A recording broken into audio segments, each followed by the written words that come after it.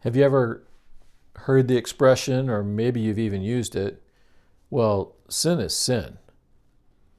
And if you read the blog today and you come to church on Sunday, I think you'll understand that we have to define what we mean by that based on its context. For example, if you're talking about the need for salvation and forgiveness, then yes, sin is sin. One sin makes us sinners. But if you're talking about the effect of sin on everyday life and on everyday situations, there are some sins that are worse than others. Even Jesus said so. For example, he said, if you offend one of these little ones, it'd be better if you had a millstone hung about your neck and you were thrown into the sea. I mean, that's pretty serious. In the churches that we're reading letters to in the book of Revelation, Jesus highlights immorality and idolatry on two separate occasions. In other words, he's pointing those out as things that are really serious, and the consequences for Thyatira were profound.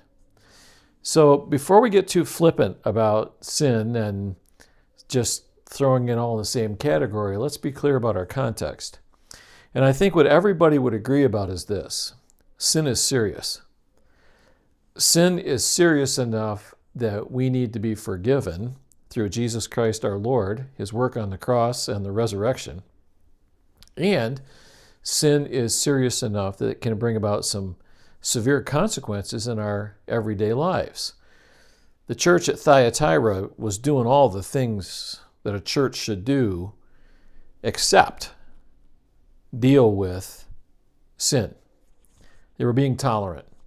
And it's interesting to me that in our culture right now, we're calling for tolerance. And the very thing that got that church in trouble was tolerance. So we're going to take a look at the church at Thyatira, the letter that Jesus wrote to them. And I hope you'll be able to join us in person, preferably. If not, hope you can join us online. Have a great day. God bless you.